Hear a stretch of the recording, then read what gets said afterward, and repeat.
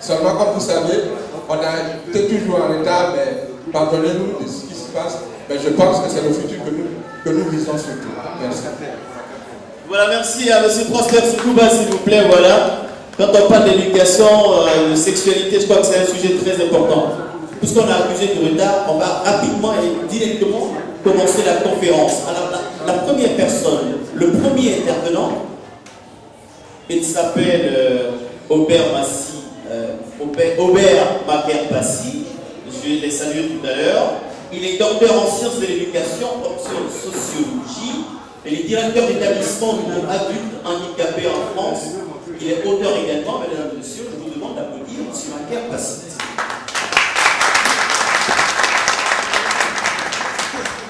Nous parlons de l'éducation, l'orientation sexuelle et intégration sociale. En parlant de l'éducation, peut-être que l'éducation a une part de contribution dans nos habitudes sexuelles. Et l'orientation, moi je ne sais pas, peut-être ils vont nous dire que, moi peut-être, si nous prenons cette direction, bon, nous allons réussir dans notre vie sexuelle, ou bien si nous tournons à droite, je ne sais pas s'ils diront que c'est un échec. Peut-être qu'à partir de cette orientation sexuelle, nos habitudes, ça nous amène soit à réussir dans notre vie, ou soit peut-être à échouer dans notre vie. Donc, je voudrais vous présenter professeur Koudou Kessi Raymond, qui était ancien ambassadeur de Côte d'Ivoire en France. Bon, lui, il se dit c'est doctorat d'État. Je me permets de faire de la faute. Lui, quand il aura la parole, il va parler de lui-même en termes qui lui plaisent. Et à côté, ça sera Sonia Makoso qui va couvrir l'aspect qui est vraiment, comme les gens disent, un case study, qui est support worker, qui travaille avec les parents, qui sait mieux ce qui se passe dans les foyers, dans les différentes familles où il y a les jeunes enfants, et elle va nous éclairer dans ce sens-là. Après Sonia, nous avons Yuge Ezekiel, qui est, je dirais, un ami à moi, qui est un permanent contributeur au journal des Afro-Northern News, qui est le journal des Africains à Londres ici. Il est psychologue, il a été enseignant dans son pays, au Nigeria, et ici il a sa clinique. Donc c'est un psychologue, il nous dira, là, il nous parlera de l'aspect psychologique. Nous avons Pavika Sahiri, qui, je pense, regarde aussi le côté éducatif, qui aide le council de Croydon. Donc son expérience sera un grand apport pour cette conférence d'aujourd'hui. Et à côté de moi, Aubert Maker-Passy, docteur, et moi c'est la première fois que je l'ai rencontré, mais j'ai comme l'impression qu'on se connaissait il y a longtemps. Peut-être que je l'ai vu par les passages, mais il y a déjà un lien, et je pense que nous prenons vraiment un grand plaisir à l'écouter. Et il sera aussi la première personne à nous ouvrir les yeux sur le sujet qui est vraiment simple, mais qu'il nous dit qu'il est complexe. Et il nous dira pourquoi c'est complexe pour lui. Nous avons, juste à côté de moi, un autre psychologue.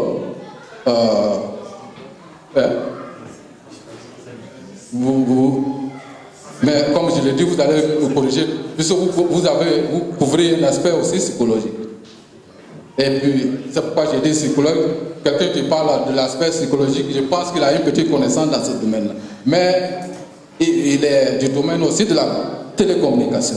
Et donc, les présentations se feront en profondeur quand elles-mêmes seront là et, pour dire exactement quelles sont leurs qualifications et l'apport qu'ils vont nous apporter.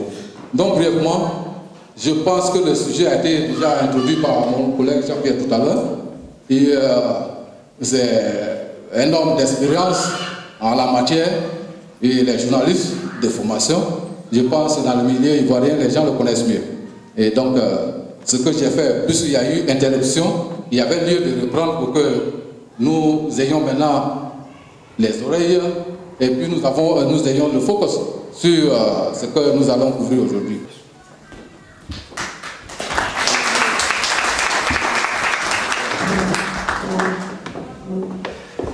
Évidemment, il y a des invités dans la salle. Ils sont venus, chacun ses activités, mais tout le monde a laissé ses activités pour être là. Alors, on va présenter tous ces invités qui sont là, et puis réellement, on va commencer la conférence. La première... Voilà.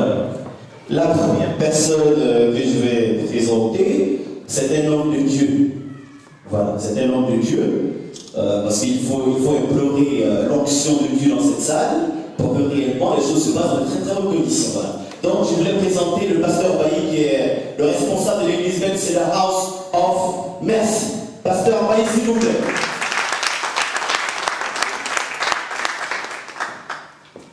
Voilà, il y a le pasteur Doué qui s'est levé, il va certainement revenir. Lui est responsable de Parole de foi, il va revenir tout à l'heure. Et puis, il y a un illustre invité que j'ai côtoyé il y a pratiquement un an.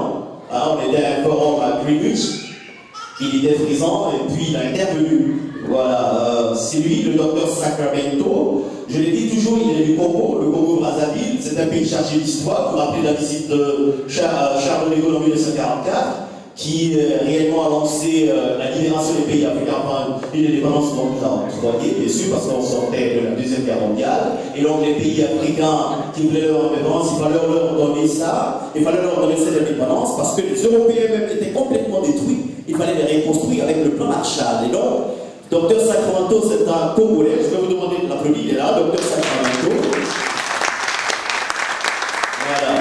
Vous savez, le Congo, je l'ai dit tout à l'heure, c'est un grand pays. Il y a eu de grands hommes comme Magué Mouabi, Alphonse Massamba, et puis ceux qui sont là parce qu'elle est souvent une fois.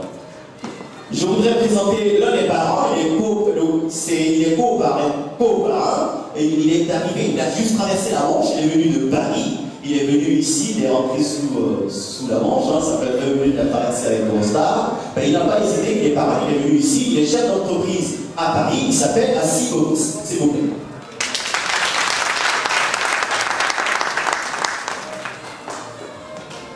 Et puis le doyen de tous les pasteurs ici. Voilà, il est là.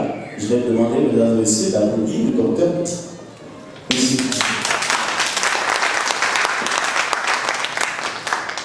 Je continue la présentation des invités. Il y a l'évangéliste Christian Léo Eyo. C'est un anglophone. Sonia Mamousou est de l'autre côté, parce qu'elle m'a intervenu tout à l'heure. Et puis il y a une de nos consoeurs, il y a une consoeur qui est là, elle s'appelle Marie-Louise Ango. Tout à l'heure, on aura l'occasion de lui arracher quelques mots. Elle fait un travail phénoménal dans le milieu africain. On est ensemble, c'est ma consoeur. Et puis il va intervenir un peu. Merci. Et puis tout juste à côté de moi, le responsable de l'île de Bessou, que vous connaissez très bien, l'île de Bessou. Voilà, comment se porte ton organisation, ça va bien? Oui, ça va très bien, merci. Voilà, merci à l'île de Bessou. Il y a des amis qui ont ce tatou d'entretenir les Ivoiriens, de faire rire un peu, arracher le sourire. Je vais vous demander s'il vous plaît de venir Antonio Pidou. Il a cette vidéo, hein? Zélie Bob, s'il vous plaît. Voilà. On n'a pas fini avec la présentation, parce qu'on a usé un temps vraiment le corps de l'État. On va continuer, on va commencer avec la conférence, et juste après, je vais présenter les autres doctorats. Donc on va commencer avec la conférence. Je vois que le docteur Marquet est le premier à intervenir. Je vais dire, je ne pourrais pas aller très loin dans le traitement de ce sujet. Ce que je compte faire, c'est vous donner quelques pistes, hein, des pistes qui pourraient être des pistes de réflexion, et nous pourrions peut-être réfléchir ensemble. Donc là, j'aurais besoin de vos questions justement pour aller plus loin dans les questions qu'on se pose autour de la question de l'éducation, de l'orientation sexuelle et de l'intégration sociale. Alors, comme cela a été dit tout à l'heure, je travaille beaucoup sur un domaine qui est devenu une passion, c'est la sociologie. C'est quelque chose que la sociologie m'a beaucoup apporté, personnellement et professionnellement. Donc ce domaine-là, c'est un domaine pour moi qui est, je dirais, qui me permet de prendre du recul, de prendre une certaine distance pour, je veux dire, traiter à froid les préoccupations sociales et même sociétales. Alors, au niveau des sociologues, il y a un terme, un concept qui est souvent l'objet de pas mal d'ouvrages, de pas mal d'articles. Un concept qui est un concept phare. Ce concept, c'est la socialisation. Et ce concept est important, vous allez comprendre pourquoi.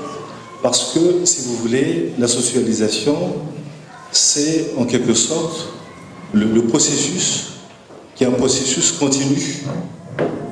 Et un processus continu qui nous engage, qui nous implique. Un processus continu qui est un processus d'intériorisation des valeurs. Un processus qui normalement consiste, qui permet d'intérioriser les règles, les normes, les rôles. Et pour que ce processus puisse être porté, il y a des agents, ce qu'on appelle des agents de socialisation. Il y a des instances qui sont des instances sociales, des institutions sociales. Voilà. Alors, la première institution que nous rencontrons tous dans la vie, c'est la famille. C'est la première instance de socialisation. Après, c'est l'école. Et puis après, nous avons d'autres instances qui pourraient être le quartier, les amis, l'entreprise, l'État. Et donc, la famille a un rôle clé dans la socialisation des individus. La famille a un rôle clé dans le sens où c'est la famille qui nous apporte les savoirs, le savoir-être, le savoir-faire. Autrement dit, la base même de la socialisation part de la famille. Et donc, nous pourrions dire que la famille joue un rôle clé, un rôle, je pourrais même dire, incontournable, dans la formation de la personnalité de l'enfant. Et ce point, pour moi, c'est un point essentiel. Et je dirais même que quand on, par exemple, on parcourt les ouvrages de Durkheim, qui est le père même de la socialisation, il insiste lourdement sur la place de la famille dans la formation, dans la constitution de l'identité sociale. Ce qu'il faut comprendre aussi, c'est que cette construction de l'identité sociale, elle passe par une autre notion importante, qui est donc ce qu'on appelle l'interaction sociale. Et c'est cette interaction sociale qui fonde l'éducation.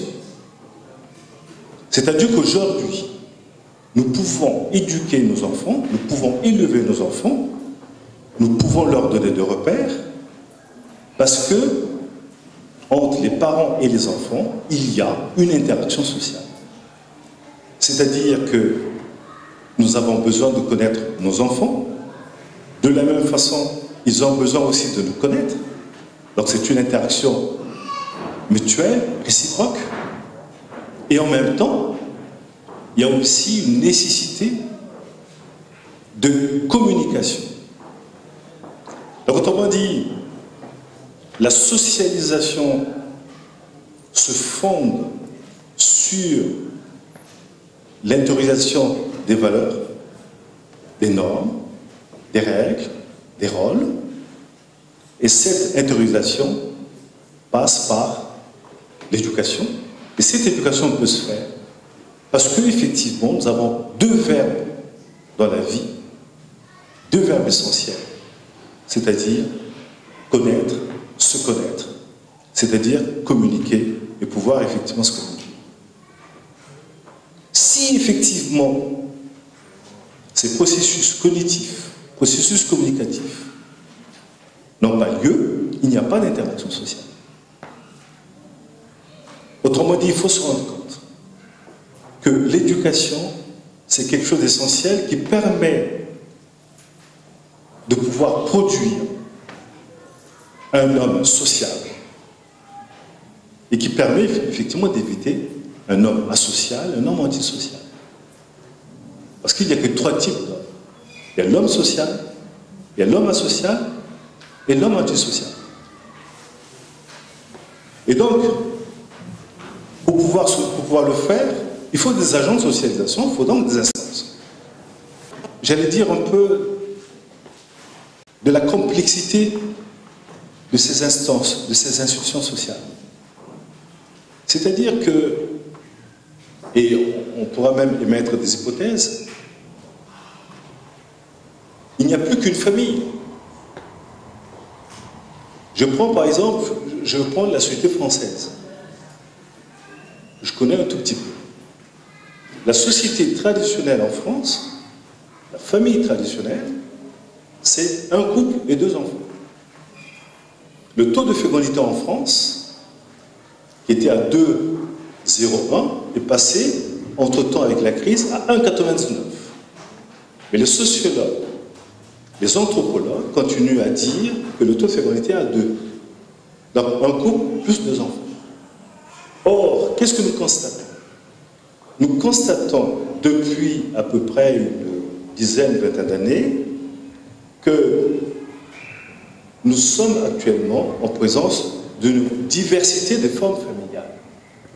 Donc il n'y a plus qu'une famille. Nous sommes en présence d'une diversité de formes familiales. Donc, autrement dit, nous sommes devant une complexité.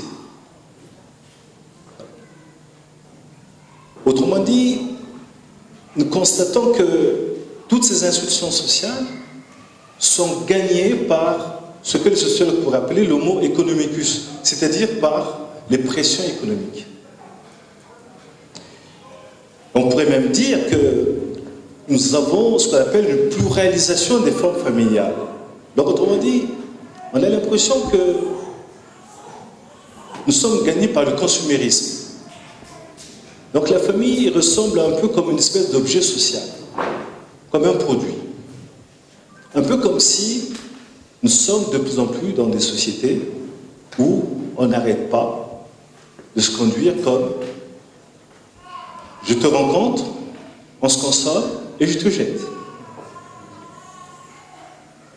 Et du coup, nous arriverons par exemple à un taux de divorce qui est assez important. Dans la société française par exemple, un couple, alors là aussi il faut être extrêmement prudent, dans la région parisienne, un couple sur deux divorce. Et si nous prenons, je reviendrai sur cette notion parce qu'il faut faire très attention, si nous prenons la province, c'est un couple sur trois. Donc il y a bien effectivement des pressions économiques. On voit bien que les instances, les institutions sociales sont gagnées par une crise économique. par des pressions économiques. La famille connaît des mutations importantes, l'école connaît des mutations importantes, l'entreprise connaît des mutations importantes, l'État également. Alors, on pourrait même dire que le consumérisme, c'est-à-dire cette société de consommation à outrance, elle nous cause beaucoup de tort. Vous avez un sociologue qui a beaucoup écrit là-dessus, qui s'appelle Jean Baudrillard, qui a écrit un bouquin très intéressant, La société de consommation, qui d'ailleurs montre que, à un moment donné, on peut se poser la question de qui sommes-nous? Est-ce que nous sommes encore des êtres? Ou est-ce qu'à un moment donné, nous ne devenons pas des choses? D'ailleurs, c'est pas compliqué. Regardez, il suffit simplement de perdre son portable, on devient fou. Parce que nous fusionnons avec le portable. Nous fusionnons avec les choses. En fusionnant avec les choses, nous devenons des choses. Donc, on pourrait effectivement penser à un livre de Marx, Le Capital.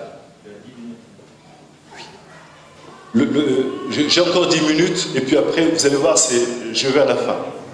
Que dit Marx dans Le Capital? Marx dit que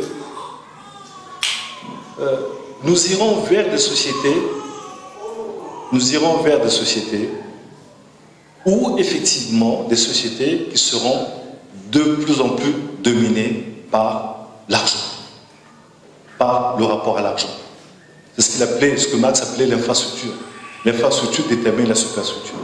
Donc autrement dit, l'argent qui va dominer la famille, l'école, l'État, l'entreprise, les médias, l'hôpital, la justice. Et c'est ce que nous voyons actuellement. Nous assistons à ce spectacle.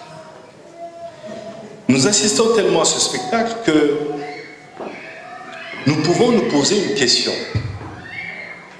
Et c'est la question finalement je suis persuadé qu'on reviendra longuement sur cette question.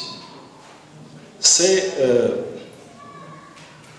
qu'est-ce qui fait l'identité sociale et même sexuelle? Et même, je pourrais dire, qu'est-ce qui fait l'orientation sexuelle? Alors, dans ce que j'ai dit tout à l'heure, il faut bien se rendre compte que la socialisation aboutit à la détermination de l'orientation sexuelle.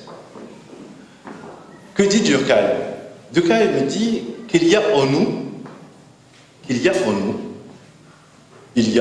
le père, le grand-père, l'aïeul. Encore 5 minutes, Léandre. Je vais vers la fin, là. C'est encore 5 minutes. Non, parce qu'il n'arrête pas de me faire signe. Il faut que j'arrête. Je vais arrêter. Mais il a raison, parce que je suis tellement bavard que je pourrais aller... Et donc, voilà. Donc, effectivement, il y a en nous toute une série de générations antérieures. Et je pourrais aller plus loin en disant que pour moi, l'orientation sexuelle, que pour moi, l'identité sociale, tout cela, c'est la résultante de toutes ces générations.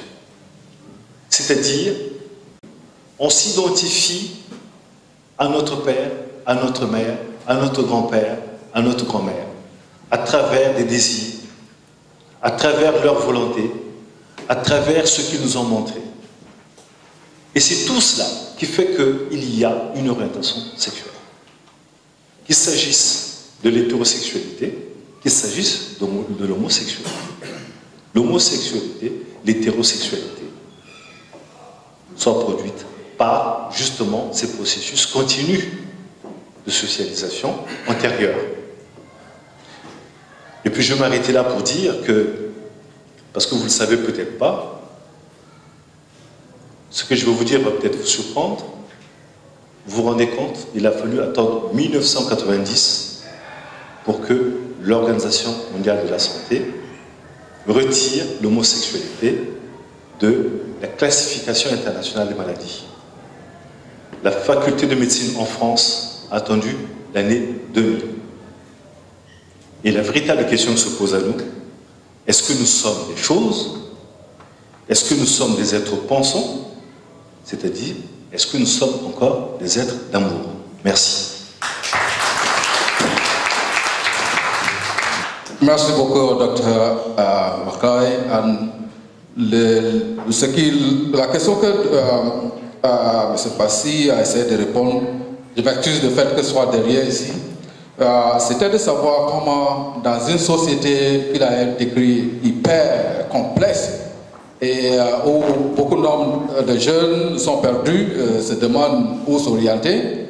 Alors, comment aujourd'hui, à travers cette conférence, comment nous pouvons donner une certaine orientation aux jeunes enfants? Et le point clé, à mon avis, qu'on pouvait retenir, c'était le rôle de la famille dans l'intégration sociale. Et non seulement le rôle de la famille, mais aussi le rôle que certains agents jouent dans le rôle de l'intégration sociale. Et l'exemple qui a été utilisé ici, c'est l'exemple de l'école. Nous sommes tous en Europe et nous savons que le contrôle de la famille est parfois limité par celui de l'école, où les enfants écoutent peut-être beaucoup plus ce qui a été dit à l'école. Donc je voudrais une fois dire grand merci à M. Kassi, et puis je vous demande d'applaudir très fort encore. La deuxième personne qui va intervenir ici va être Camille, Sonia, qui va couvrir l'aspect qui est l'aspect social et du point de vue des parents qui intervient. Elle travaille avec le council de Croydon. Elle a beaucoup d'expérience qu'elle va nous apporter aujourd'hui. Je vous demande aussi de la recevoir. Good afternoon, everyone. I think if I concentrated more in my French lessons when I was at school, I would be doing this in French, but I didn't think I would need it. So I do apologize. Sorry, Papa. So just to let you know briefly, I have a background in psychology. I completed my master's in social, emotional and behavioral difficulties. I have a lot of experience with adults and children in mental health services, and at the moment I work as an education welfare service manager in Croydon.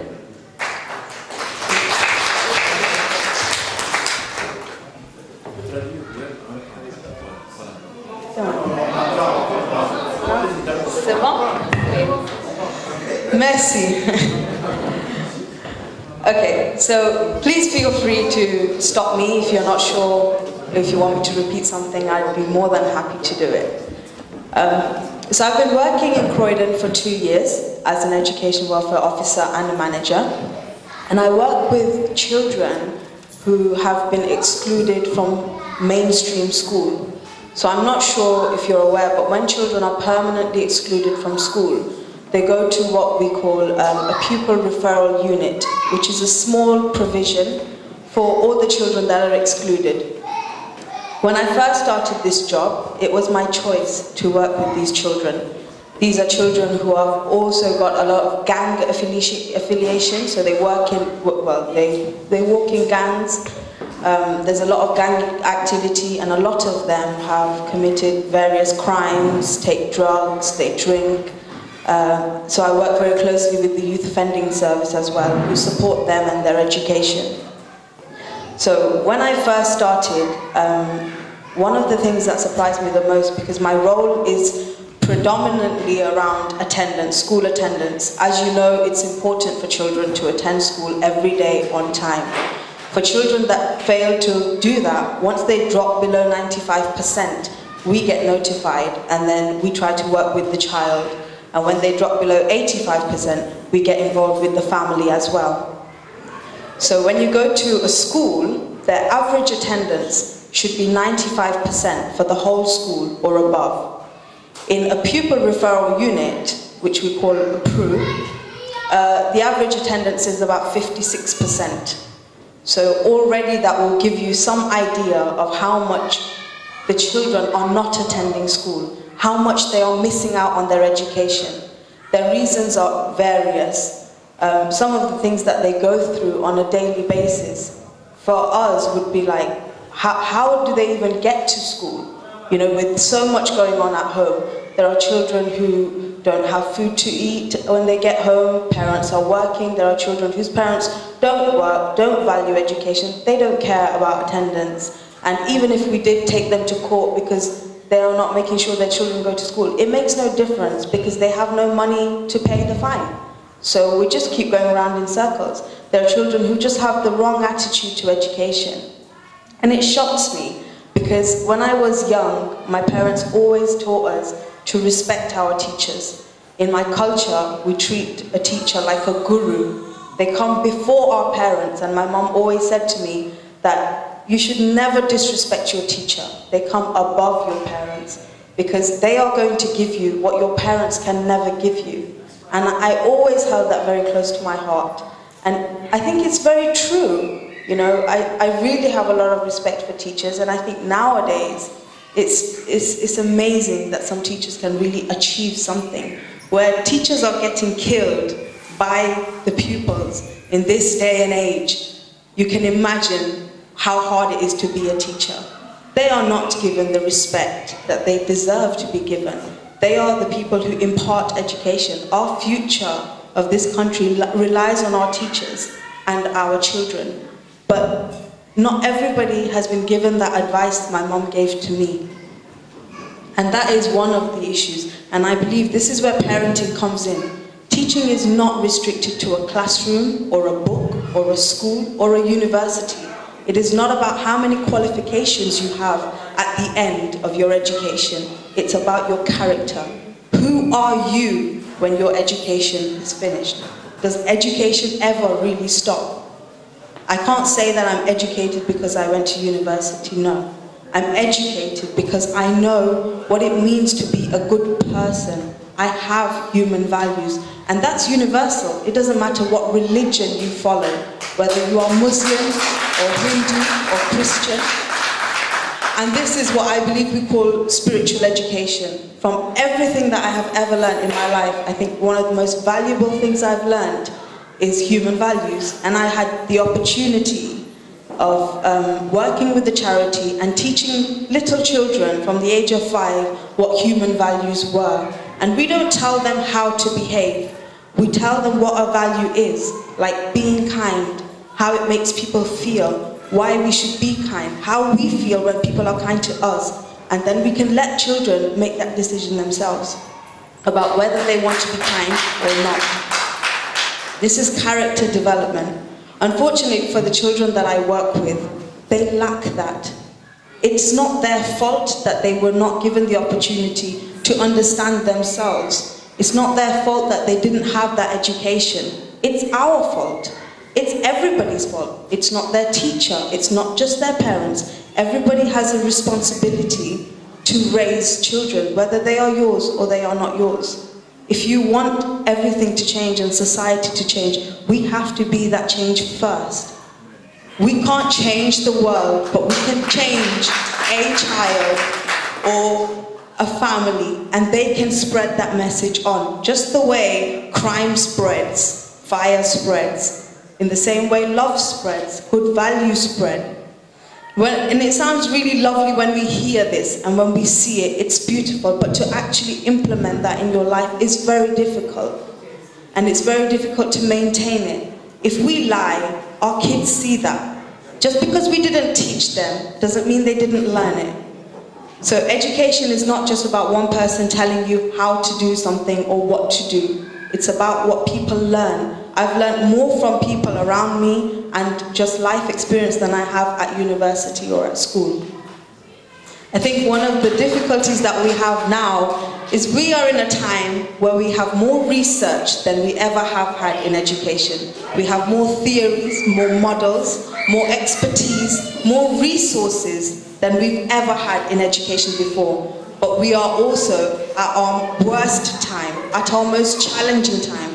We're working with the most challenging children. We are working with adults who are teachers with the wrong attitude to education. We are working with a national curriculum that does not fit everybody.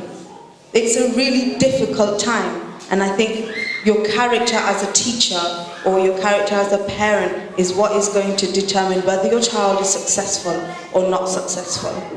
And that's a really difficult battle to get through. But we can do it.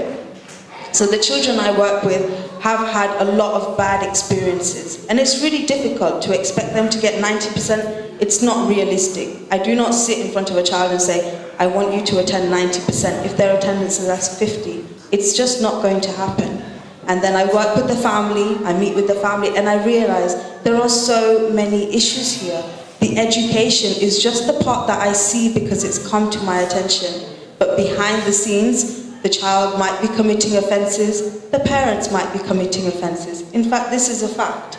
I go to visit parents in their home knowing that their child has been permanently excluded because they stabbed somebody, or they've been taking drugs and they brought it into school with the intent to deal that.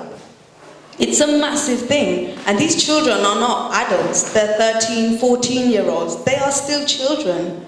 And you go home and you speak to the parents, and sometimes the parent says, okay, my child was carrying a weapon, but he didn't stab anybody.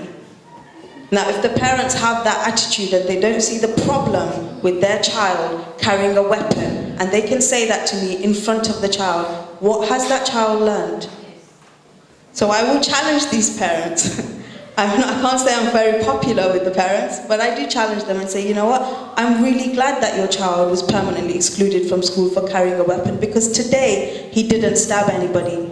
But if he didn't get caught, he would have taken that weapon again tomorrow, and the day after, and the day after, and one day he would have used it.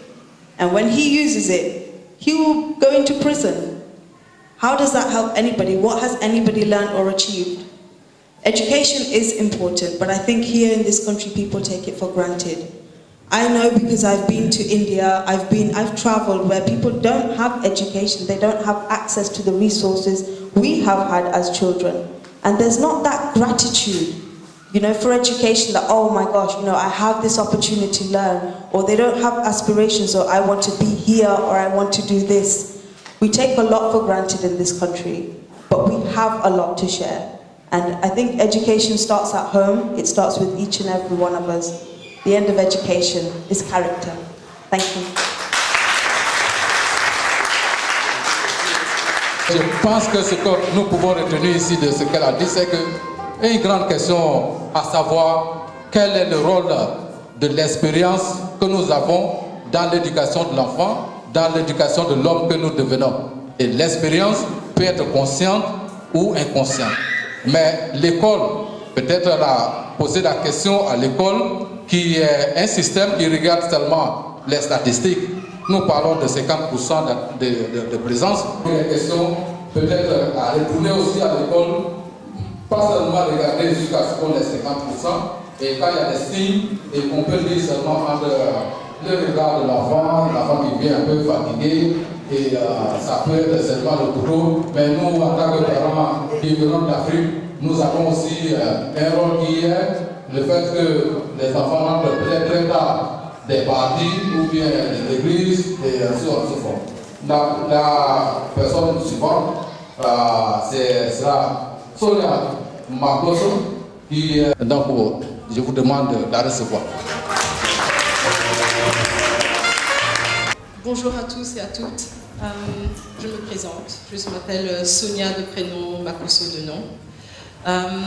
Je travaille principalement avec des parents, que ce soit des mères seules ou des pères seuls, qui ont des enfants en général de moins de 5 à 6 ans. Donc, je me suis basée sur une enquête que j'ai faite auprès d'eux-mêmes en leur demandant la sexualité, l'homosexualité, qu'est-ce que vous en pensez? Il faut aussi savoir que la plupart des parents qui fréquentent notre centre sont des parents sexués. Contrairement aux plantes qui sont asexuées et qui, pour se reproduire, dépendent en quelque sorte de l'orientation du vent et des conditions climatiques.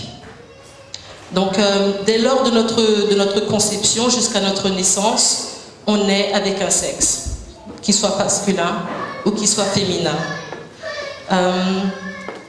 Le sexe avec lequel nous naissons nous prédétermine à un certain mode de vie, et celui-ci inclut certaines morales, certaines valeurs, Simone de Beauvoir, dans son ouvrage Le deuxième siècle, nous cite « On ne naît ni femme, ni homme, mais on le devient ». Homme comme femme, pour être reconnus dans la société dans laquelle nous vivons, nous devons répondre à un certain mode de vie.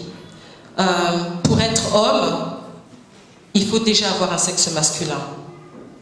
Pour être femme, il faut avoir un sexe féminin. Un homme, c'est celui qui s'occupe de la famille. Une femme, c'est celle, en quelque sorte, qui s'occupe de l'éducation des enfants. Les parents avec lesquels j'ai discuté, et parce que les discussions étaient très longues, étaient tout à fait d'accord. Tout à fait d'accord sur le fait de savoir qu'elles sont des femmes. Et en tant que femmes, la société attend d'elles certaines choses, dont la première est l'éducation des enfants. L'éducation des enfants est un point central en tant que femme. Voilà, on demande aujourd'hui à la femme d'être mère et d'éduquer l'enfant. Il faut savoir que le centre dans lequel je travaille donne aux parents des formations sur la manière d'interagir avec leurs enfants et la manière aussi de différencier comment faire face aux besoins de son fils et comment faire face aux besoins de sa fille. Donc les premières choses et les premiers éléments que nous avons constatés, c'est que les mamans face à leurs fils sont un peu déboussolées. On sait comment éduquer une fille, mais on ne sait pas comment éduquer un garçon. Donc les mamans qui viennent sont en général un peu étranges face à cet être qui n'est pas comme elle, qui est un garçon. Que faire avec un garçon? Est-ce que le rôle du père joue dans l'éducation des garçons? Souvent, ces mamans sont des mères seules. Des mères seules. Donc elles se demandent, en quelque sorte, comment remplacer le père et éduquer cet enfant, alors que je ne suis pas un homme moi-même. Et c'est là que le centre intervient. Donc on les met en général en relation avec des pères qui sont de formation sociale. Ces pères-là viennent leur donner des cours et en général ça se passe assez bien. Donc l'éducation d'un enfant est à plus forte raison quelque chose qui nous tient beaucoup à cœur. Parce qu'il faut savoir que l'enfant, quand il naît, il s'affirme. Il y a ce qu'on appelle en sociologie le moi et le surmoi. Le moi, c'est l'enfant qui naît, il a autour ses parents. Le surmoi, c'est l'enfant qui se détache tout doucement des parents et qui va commencer à regarder le monde environnant. Il a des amis, aussi petits qu'à l'âge de 2 ou 3 ans, il va reproduire ce qu'il voit. Il va répéter ce qu'il entend. Et le surmoi est un peu une juxtaposition du moi et des autres. Est-ce que ce qu'ils font, je peux l'intégrer?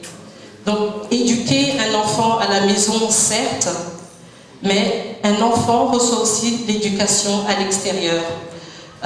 Éduquer un enfant, c'est lui fixer des limites, c'est lui inculquer des valeurs sociales auxquelles on croit, lui inculquer aussi des valeurs morales et religieuses, si toutefois on en a. Donc, ces mamans-là, nous avons parlé de l'homosexualité. Aucune maman, au départ, n'était prête à tolérer ou à accepter l'homosexualité de son enfant. Beaucoup pour des raisons religieuses, en sachant que ce n'est pas dans les Écritures saintes et que Dieu, ce n'est pas le dessein de Dieu de voir 2 hommes ou 2 femmes ensemble. Mais ce qu'il faut savoir aussi, c'est que la plupart des mamans qui viennent à notre centre, qui viennent nous demander de l'aide, sont des mamans réfugiées. Elles ont quitté un certain régime, elles ont quitté leur pays d'attache pour arriver en Angleterre, ce pays où, en quelque sorte, tout est permis. Donc, éduquer mon enfant à la maison, mais lorsqu'il sort, que faire? Si mon enfant arrive et que je constate dans son comportement qu'il s'intéresse plutôt à des petits garçons ou qu'elle s'intéresse plutôt à des petites filles, que faire? Et là est le problème. Il ne faut pas céder à la panique. La panique est ce qui nous fait perdre tous nos moyens. Je pense que si on s'intéresse de plus près aux raisons pour lesquelles un enfant est plutôt attiré par le même sexe ou pas, on fait en quelque sorte son mea culpa. On fait son deuil. Est-ce qu'éventuellement, cet enfant va vers cette direction ou pas? Comme je disais, la plupart des mamans avec lesquelles nous travaillons sont des mères seules. Donc, elles se demandent jusqu'où est-ce que je peux soutenir mon enfant pour ne pas le perdre? Puisque l'enfant est le fruit de nos entrailles. Et je pense que personne n'a dans le dessein de se séparer de cet enfant-là. Donc, ce qu'on leur propose, c'est beaucoup de soutien psychologique, et surtout les mettre au pied du mur. Ce qu'il faut choisir, c'est le bonheur de votre enfant ou le vôtre. Est-il meilleur d'avoir un enfant qui quelque part s'affirme sexuellement, ou serait-il meilleur d'avoir un enfant malheureux pour nous rendre heureux? Là était la grande question. Entre autres, le sujet aussi qui leur tenait beaucoup à cœur, c'était de savoir si c'était de savoir est-ce que le fait d'avoir élevé leurs enfants sans père, est-ce que le regard des autres sur cet enfant, où est-ce que tout cela allait conduire? Beaucoup de parents, comme je le disais, sont de grande foi, que ce soit qu'ils soient chrétiens ou qu'ils soient musulmans, diront tous et ont tous dit, ce n'est pas dans le Coran ou dans la Bible, mais que faire? Que faire? Aujourd'hui, ce n'est pas parce que nous traînons nos enfants à l'église tous les dimanches, ou nous les enfermons dans les mosquées, que lorsqu'ils sortiront, ils deviendront des êtres droits. Donc, les parents ont un rôle, mais le rôle des parents est limité. Le rôle des parents est très limité. Les parents sentent qu'ils ont en quelque sorte les mains liées. Les mains liées. À l'école, les enfants ont droit à ce qu'ils appellent l'éducation sexuelle. Là où on leur apprend les différentes parties génitales, on leur apprend comment ça s'appelle. Et en avançant dans la scolarité, on leur apprend ce que c'est que le plaisir. Donc, on ne sait jamais vraiment trop comment se développe dans l'esprit de l'enfant ce qu'il aime ou ce qu'il n'aimera pas. C'est vraiment quelque chose qu'on ne peut pas pénétrer. Donc le fait d'avoir une relation simple et ouverte, un discours de tolérance envers nos enfants peut nous emmener à nous rapprocher d'eux. Merci.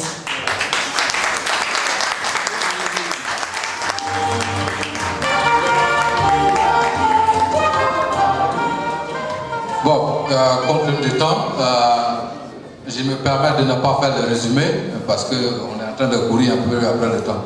Donc, la prochaine personne à intervenir, ça sera j'ai un peu renversé l'ordre, ça sera Dr. Koudou Kessie. J'ai effectué ma première thèse de doctorat 3e cycle sur la question de l'identité sexuelle chez l'enfant de 3 à 10 ans. Cette thèse est un peu vieille, les années 80-90, et j'ai fait une deuxième thèse d'État sur le développement moral. C'est pourquoi le développement de madame tout à l'heure, je souriais parce que j'avais l'impression qu'elle était très proche du psychologue, qu'elle ne l'était du sociologue. Quand elle disait « on n'est pas femme », le sens de naître, on n'est pas homme, on le devient. Dans un processus qui est d'abord psychologique, interactif entre l'individu et l'autre, entre l'individu, ses parents, entre l'individu, l'éducateur, l'individu et ses pairs. on ne naît pas. Mais pourquoi on ne naît pas? Je voudrais m'arrêter là-dessus sur la base de la question qui avait été celle de ma problématique de la première thèse. J'avais commencé comme ça en interrogeant les enfants. Mais qui es-tu? Autour de la question qui suis-je? C'était un peu l'instrument de recherche que j'avais utilisé. Et les enfants me répondaient tout à fait par deux invariants. Ils disent leur nom ou ils disent je suis un petit garçon ou je suis une petite fille. Bon, tout ça se passe très bien. Jusqu'à ce que dans mon échantillon, j'arrive à un garçon qui hésite. Il hésite. Qui es-tu? Il hésite après avoir dit je m'appelle Claude. C'est l'enfant qui hésite. Et puis il dit bon, je suis une fille. C'est le garçon, hein? Non. Je suis un garçon. Hésitation, réponse, mais changement de la réponse. Je suis un garçon. Première problématique, mais hésitation, en même temps inversion d'identité. Deuxième enfant qui m'avait intrigué dans mon échantillon, c'est qui es-tu? Oh, je suis Claude. Oui, mes parents m'ont dit que je suis un garçon. Tenons ça pour important. Mes parents m'ont dit l'identité sexuelle d'assignation. Mes parents m'ont dit processus éducatif. Pour le moment, dans tout ça, je ne vois pas encore le moi psychologique. Parce que c'est ça qui m'intéresse en tant que psychologue. Et puis, troisième cas, c'est l'enfant qui dit, une fillette qui dit simplement, je m'appelle Dominique. Dominique, vous voyez, c'est un nom qui est bisexuel, qui est donc asexué, on va dire, pour tirer à l'extrême. Donc, je m'appelle Dominique. Oui. Bon, point. Dominique, point. La personne ne dit plus rien. Alors, le psychologue s'interroge et lui dit, mais tu peux me dire ton sexe? Oh, Dominique, oui. Je suis un petit garçon.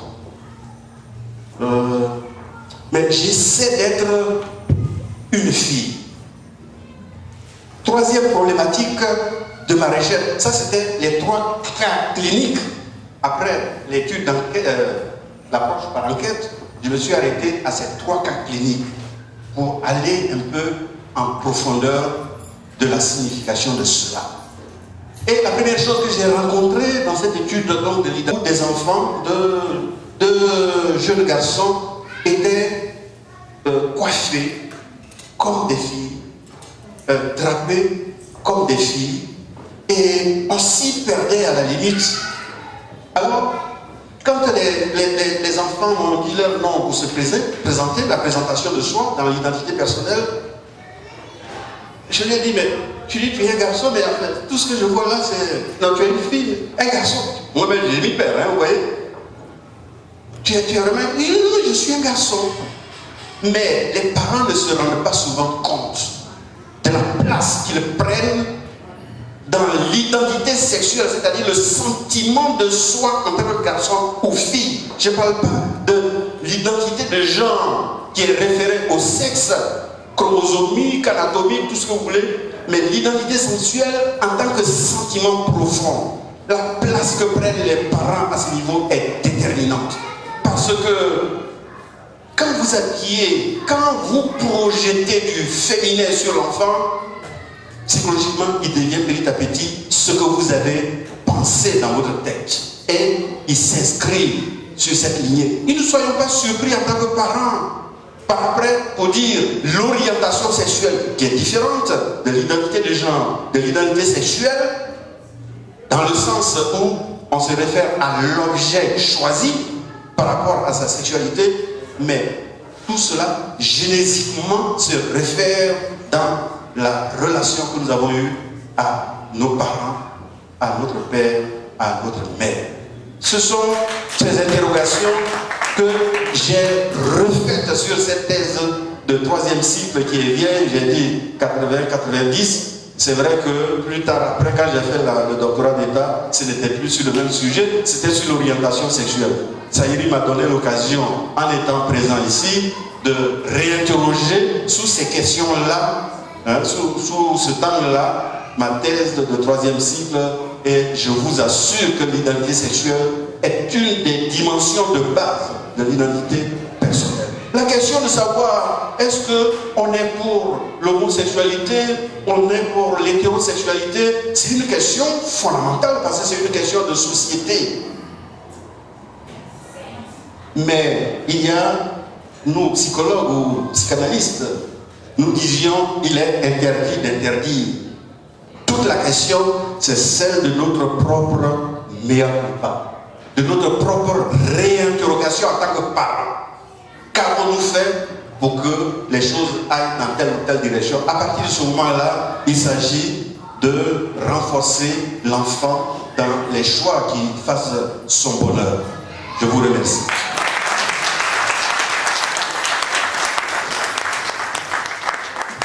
En tout cas, je voudrais que vous applaudiez encore fort à Sœur Koudou. Vous apportez vraiment éclairé. Et vraiment, je ne prendrai pas de risque d'ajouter un grain de sel à ce qu'il a dit. Donc, je voudrais passer maintenant la parole au prochain intervenant. Et je me réjouis que je l'ai connu parce que lui, au moins, il me donne la dimension qui me permet de converser, d'échanger effectivement à un niveau qui me sied. Voilà. Donc, Léon, je te félicite, je te remercie de m'avoir invité ici ce soir. Effectivement, j'ai été l'une des personnes qui a été sollicitée pour intervenir. Je crois que quand il faisait ses préparatifs. Alors, donc, immédiatement, j'ai accepté son invitation. Mais à cause des activités, mes activités personnelles, je n'ai pas fait la préparation des recherches qu'il fallait. Mais Dieu merci, effectivement, il a répondu à mon appel et il est passé chez moi quelques jours avant et puis nous avons échangé. Et donc, ce que je veux dire ce soir sur l'homosexualité, ce sont des choses à base des discussions que nous avons eues entre Léandre et moi-même. Et puis, je vais rajouter des éléments qui me sont personnels concernant l'homosexualité. Voilà. Je veux d'abord féliciter les intervenants. Comme le docteur vient de conclure tout à l'heure, c'est une question de mea culpa. Mais je veux revenir sur ce point-là en dernier, quand bien même je commence là en premier. Moi, je veux partir de la base que les êtres que nous sommes des êtres multidimensionnés. Et que nous avons été créés. C'est mon point de vue. D'autres personnes peuvent dire que non, mais nous venons de quelque part. Mais moi, je maintiens que nous avons été créés et nous avons un créateur. Et comme toute personne qui crée, moi je suis un technicien, je suis un ingénieur en télécom, on crée des logiciels qui marchent très bien. Là, on peut communiquer à grande distance, à grande vitesse aujourd'hui, à base de la télécommunication, mais ce ne sont pas des choses qui nous sont arrivées comme ça, c'est l'application de nos pensées. Donc, le Créateur nous a équipés avec des possibilités immenses en fait de faire des choses que nous connaissons aujourd'hui, par exemple en télécommunication. Voilà. On se jouit de la télécommunication comme un produit de l'activité mentale de l'homme. Mais en tant que créature, mais d'abord, avant que je vienne sur la créature que nous sommes, les choses que nous créons, quand nous créons des voitures, la voiture ou bien un objet domestique ou bien une voiture, par exemple, est accompagnée d'un manuel, n'est-ce pas? Nous faisons usage du manuel pour mieux gérer la voiture. Et quand il y a des erreurs dans le manuel aussi, nous faisons des propositions afin que ces erreurs soient corrigées. Ou bien quand on trouve des erreurs dans la fabrication, dans la performance d'une voiture, on accuse le fabricant et qui est lui qui prend des décisions de rappeler toutes les voitures qui ont été créées. Alors, déjà, je vais poser les bases. Nous sommes des êtres multidimensionnels pour lesquels déjà le deuxième intervenant a parlé le premier intervenant plutôt a utilisé des mots, par exemple, à savoir si nous sommes des objets ou bien si nous sommes des êtres animés de conscience. Mais moi, j'apprends dans l'autre sens que nous ne sommes pas des objets. Nous ne sommes pas une montagne dynamique de chimie et de force physique qui sont animés seulement et qui réagissent d'une manière inconsciente. Voilà. Déjà, les scientifiques en physique, déjà, ils savent que le monde planétaire, cosmique et microscope, comme macroscope aussi, le monde élargi, est harmonisé par les forces. Il y a une certaine harmonie. Les planètes ne se rentrent pas dedans quand elles ne sont pas réfléchies, elles n'ont pas une conscience, mais elles ne se rentrent pas dedans parce qu'il y a un ordre. Parce qu'il y a un ordre. Voilà. Si nous sommes des créatures et qu'il y a un créateur, certainement, il a certainement une logique qui fait qu'on ne peut pas se rentrer dedans. Il y a une logique qui fait que les arbres sont les arbres, les hommes sont les hommes, les femmes sont les femmes et les animaux sont les animaux. Voilà. Et il est certain que c'est un panier, d'abord les premiers intervenants qui soient de quel bord religieux d'où qu'ils viennent, ils sont conscients d'une chose. C'est-à-dire que ce sont des gens qui ont appris des choses, hein, des axiomes, des théorèmes qu'ils utilisent à bonne escient ou à mauvaise escient. Voilà. Le docteur a parlé tout à l'heure, il a fait des analyses, mais des analyses basées sur d'abord son éducation, qui est partie de la connaissance de l'alphabet, de la construction de lettres, de la formulation de théories et tout cela. Et donc, effectivement, on parle des choses basiques. Et quand je parle des choses basiques, ce sont les lois que le Créateur nous aurait données. Voilà. Donc, de ce fait-là, l'homosexualité est en contradiction avec tous les systèmes naturels.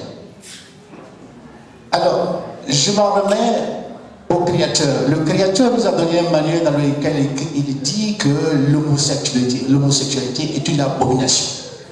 Puisque c'est une conférence, on va avoir un débat, mais moi je me positionne dans le contexte où le Créateur dit que l'homosexualité est une abomination et je me tiens à cette position-là. Voilà.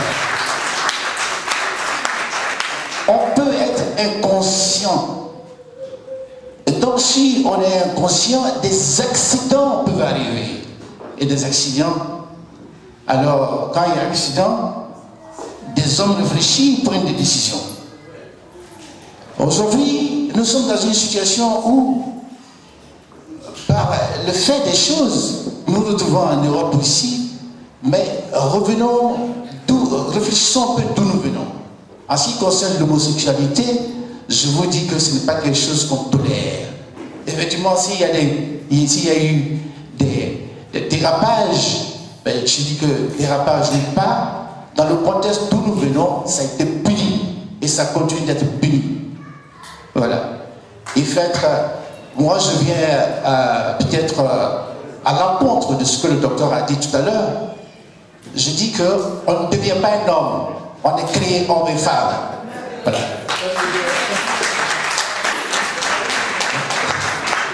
On est créé homme et femme. La Bible, moi je suis chrétien, la Bible nous dit qu'il nous a créés hommes et femmes. Voilà.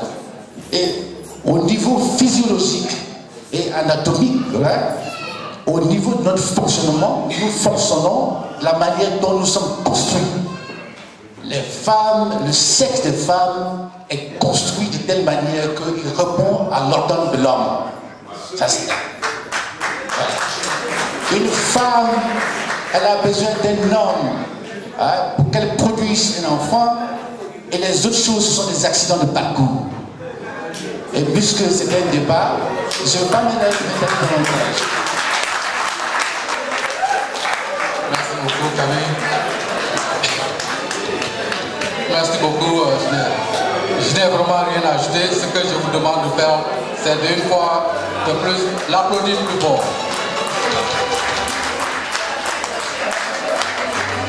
Bon, la dernière personne sur ma liste à intervenir maintenant, c'est M. Yush Ezekiel, qui est probably should I introduce him in English so that he can follow. Yush Ezekiel is a clinical psychologist and psychotherapist. He was trained and qualified in Nigeria and was a lecturer in Nigeria in university called the College of Health and Science in Nandin Azikiwe University. He runs now his own clinic, and that's the Afro-Psych Health and Education. I think what is going to cover for us tonight is a different aspect, not probably some of the speakers have covered. You may not have probably followed properly. He's going to talk about how and why someone can become homosexual. So the floor is now yours.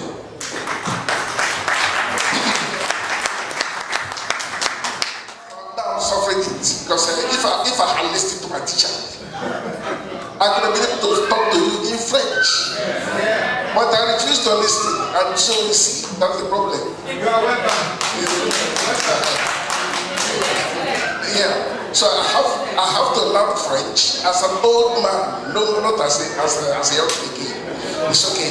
So now, the situation now is the issue of homosexuality.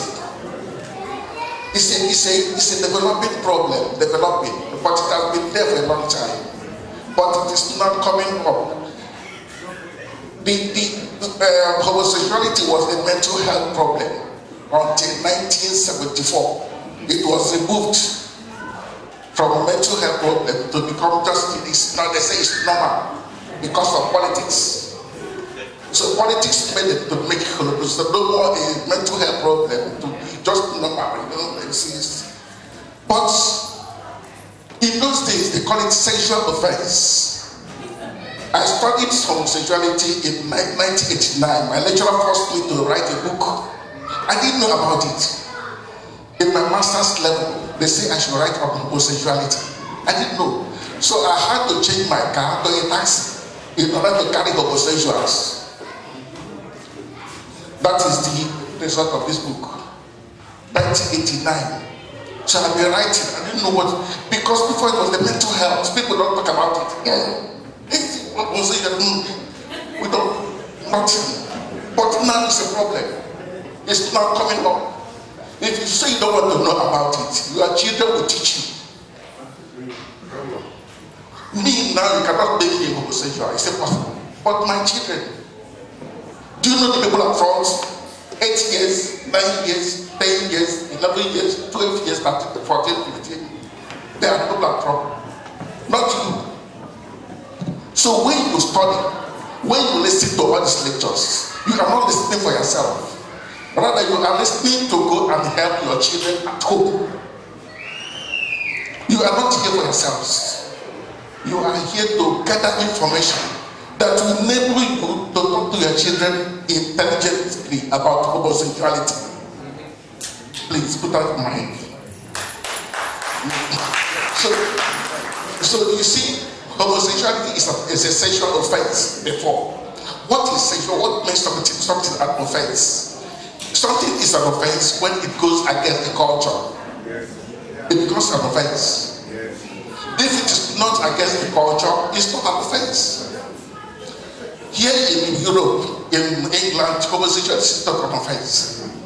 Before, it used to be a criminal offense here in London, in UK, everywhere. It used to be